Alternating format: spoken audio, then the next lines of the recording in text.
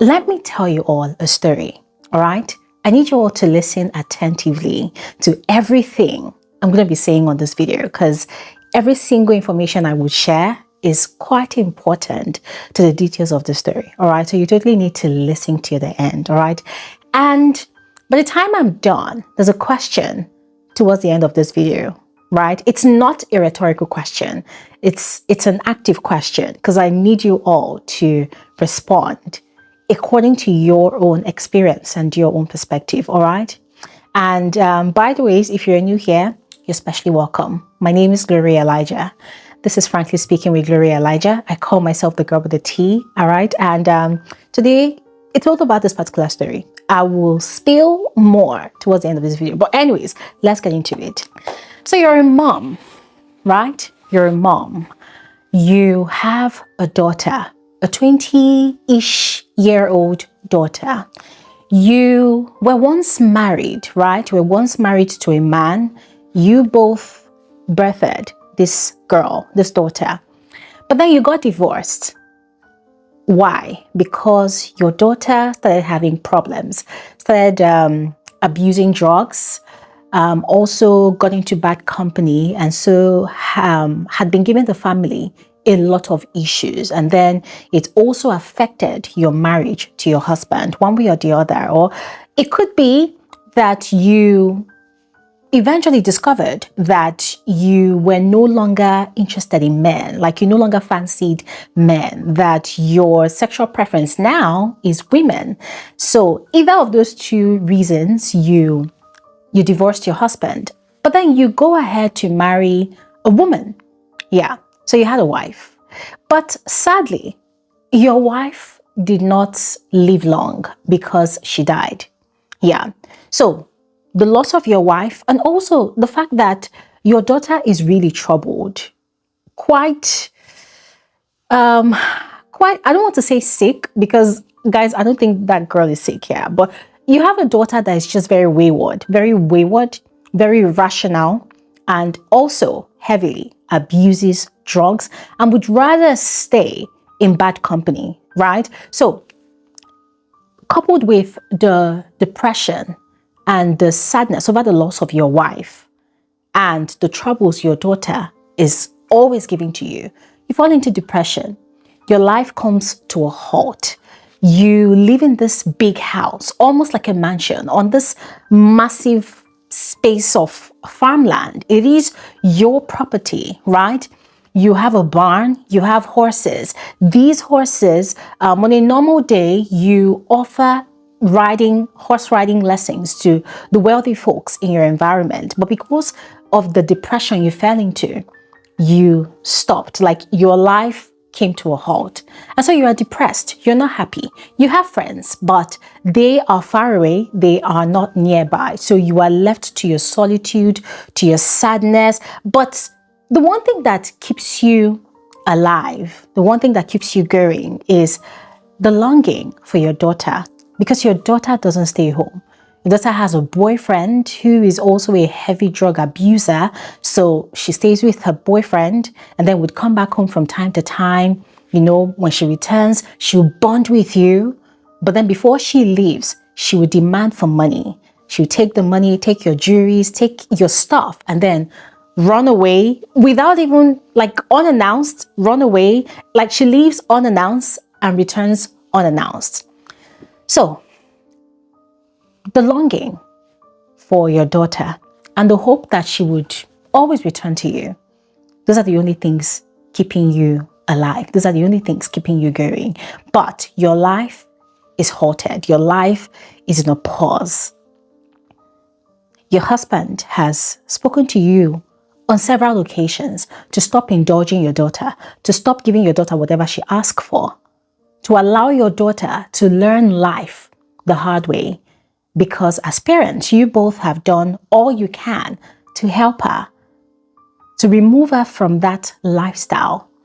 But she has refused. She has chosen her own path. But then you as a mother, you continue to indulge her. You continue to enable her. And whatever your husband tells you, you do not listen. But then, on the other hand, your husband is quite generous because as much as your life is in a pause, your husband finances, your livelihood, down to the littlest issue in your home. Your husband gives you money for everything. And so, on one fateful day, you've gone to your husband's new home, because your husband is already married, has a kid as well. You go to complain that you want to fix something in your house, and your husband gives you a check of $9,000. $9,000, that's a lot of money. And then you go back home. Not long after, your daughter shows up. As usual, you're ecstatic that your daughter is back. You're excited. She's equally happy to see you, but she doesn't look so good because, of course, she's abusing drugs. And so both of you begin your usual routine of bonding. You're bonding, you're excited to see each other, you're sharing stories of her childhood, of how she grew up, the things that she loved to eat, places she loved to go. We're just bonding and bonding and bonding. And then she tells you that, oh, a boyfriend did something to her, a boyfriend threw away her phone, and you got back at him because you packed a lot of his stuff and threw his stuff away. You both laughed over it. And so it was time for her to leave. And as usual, she demanded for more money. You said you do not have money. She said she needed money, but you said you do not have money. Now, it so happened that she got violent, was literally pounding you because you refused to give her money. She wanted to kill your dog, the only companion you have in your life at that point in time. But you were able to rescue the dog. Anyways, your daughter left. I think she came back again with the boyfriend, and things just happened like that. And then lo and behold, another night, your daughter returns home, covered in blood. But it wasn't her own blood. It was someone else's blood. You were panicking. You were scared. And so you asked, what happened? And then, stuttering, she told you that something happened. She had a big fight with her boyfriend. She pushed him. Her story was incoherent. But then, eventually, she was able to give you the details that she had pushed her boyfriend and he had fallen on the floor and had hit his head on a rock. And later she had changed the story to say that, she had actually, continuously pounced on him and bashed his head repeatedly, and so he had died. Now, you were scared because a lot of things came to your mind at that point in time that, hey, hold on a second, my daughter has just committed murder in cold blood. She's going to go to jail. She's going to go to jail. She's going to be arrested. Her life will be over. This is the end. I will not see my precious child anymore. Even though my child is imperfect, in my eyes, my daughter is perfect. And so you devised a plan, a very wonderful plan, a plan which involved you wiping off everything like it never happened. And that was exactly what you did. You did not take out time to even look at the face of the dead body. You went with your daughter, picked up the body, wrapped it all up, took it all by yourself to a lake. Before you left, you told your daughter, stay in the house, change your clothes, remove it, take a shower, scrub yourself thoroughly, and put the clothes somewhere. I'm coming back. I'll tell you when I come back, what happens next. So you took the dead body, took it to a lake, tied a rock around it, and then dumped it in the middle of the lake. Then you go back home, you scrubbed your car and your daughter's car like to the cleanest detail, right? You scrubbed it all up. You go inside, you removed your clothes, took your daughter's clothes, burnt it all down. And so there was no single evidence aside the body that has sunk down to the bottom of the lake. Now, you did all of that, and in your mind, you've done a fantastic job, right? You've done what any mother in the whole wide world would do to protect their child. So you were quite relieved, right? You were relieved that, oh yes, you've taken care of the mess your daughter created. Oh my God, maybe now, finally, I've got my daughter back. Those were your thoughts. So you went back home, told your daughter the good news that you had taken care of the mess and she had nothing to worry about. But your daughter had quite a lot of complaints, like, who sent you? Who told you to do that? But anyways, you shut it all down, right? And life should continue. But then guess what? It so happened that part of the belongings of your daughter's boyfriend, which your daughter told you that she had thrown away, to get back at him for throwing away a phone, part of those belongings contained some massive kilograms of white salt? They call it white salt, if you know what I mean. That thing here. And it cost about $10,000. So your daughter had to pay back. Her boyfriend was already giving her hell to pay back, so she needed you to give her the money to pay back, right? Now, to cut the long story short, that was another problem. It was.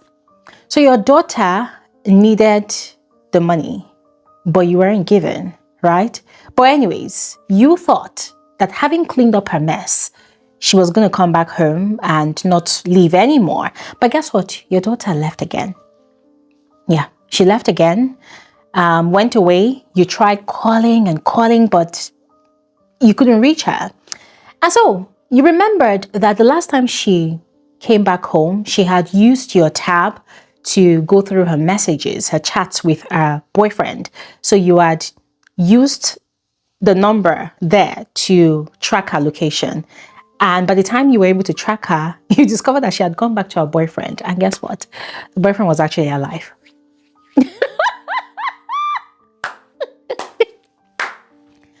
Yes, the boyfriend was alive. The boyfriend was not dead. So who did you dump at the bottom of the lake? Who? Ladies and gentlemen, let me tell you the funniest part. For me, it's funny actually, right? Not only did your daughter lie to you, when she saw you, because you barged into, you saw the boyfriend saw you outside, you were shocked and ran into the house to tell your daughter, oh my God, your mom is outside. And then your daughter is quite shocked, so both of them, they run outside, they carried their bags, they wanted to abscond. And you were trying to get your daughter back, but your daughter was running away from you. She got into the car and they almost jammed your hand, against the car door. And your daughter was looking at you and you were wondering, like, what the hell is going on? And you were trying to talk to your daughter, but she did not want to talk to you. And so they drove away. And you were left standing there, confused. Now, it did not end there. You had gone back home, quite confused, trying to figure out what had just happened. And so, not long afterwards, you had a visitor, right? You'd seen this person before, right? But then again, the person returned. That is the actual owner of the snuff, right? And the person said, well, I came to get the money, and the person got the money, and you had paid off the money, right? I even forgot to add that you had actually paid off the money. After doing away with the body, you had the 9,000 naira to fix up your home. You'd actually given the money to this person. You even added the little extra that you had. So in your mind, that person was sorted. Your daughter was home, but then your daughter pulled the stunt, ran off again with a boyfriend that's obviously alive. And so you were left to yourself again. And so this stranger returns to your house and then tells you what's happening, because you've been left in the dark. You're quite confused. You're trying to figure out what's going on, but you can't. So this person tells you everything. So the gag is, your daughter actually bragged to her boyfriend and this guy that, look, my mom loves me unconditionally, so she's going to do anything for me, anything at all. So to prove all what she was saying, she had roped you in to a crime that she and her friends committed. A young teenager had overdosed on coke and had died, and so they needed to do away with the dead body. So they needed a guinea pig to do away with the dead body. And lo and behold, you, the sweet loving mom, the mom that loves her daughter unconditionally, was available to clean up the mess. And so it dawned on you that your innocent, vulnerable, fragile, sweet daughter actually played you for a fool, set you up real bad for destruction. But you, just when you thought that, okay, you would have to deal with it and maybe forgive your daughter and whatever, your misery does not end there, because the stranger refuses to leave. According to the stranger, well, he's got something on you now. He's got a secret. Nobody knows this teenager that's dead. Nobody knows this person, but he does. Your daughter does. Your daughter is a witness. Your daughter's boyfriend is also an alibi, right? So to make it go away, he needs another money from you. I think another $10,000. You say you don't have the money, and then he threatens you. He injects you with drugs, makes your life a bit miserable, cancels all of your lessons, all of your appointments. And then both of you come up with a plan that eventually will be able to help both of you realize the sum of $150,000. And that plan is to burn up your barn and all of your 6 horses in it. Yeah. You know you did it. Still, as the sweet mother that loves unconditionally, you went ahead with the plan and you did it. But then, thankfully, you were a bit smart. You were a bit smart because you were able to outsmart this young man and was able to build a case around him that, had the police arrest him. And so, just when I was beginning to be happy for you, your daughter returns again. Months later, your daughter returns again. She knocks on your door at night, as usual. And that is where the movie ends, ladies and gentlemen. Yes, it's a movie. It's a movie. It's a movie. And the title of the movie is Echo Valley. It's a new movie. It's a new 2025 movie. I saw it last week, and I'm going to be frank with all of you. I hate it. I don't like it. Yeah, I hate it. It made me question a lot of things. That why will a mother love their child so unconditionally to the point of helping their child to clean up murder? Why? Why will a mother love their child so much that despite their knowledge of their daughter's condition of abusing drugs, you still enable the child? Just because you don't want the child to be sad, just because you don't want the child to be upset, you still enable the child, you support the child. Why? So the question I have for all of you, I told you that I had a question for all of you, at the end of this video. So this is the question. If you were a parent, a mother or a father, would you do what this woman did for a child?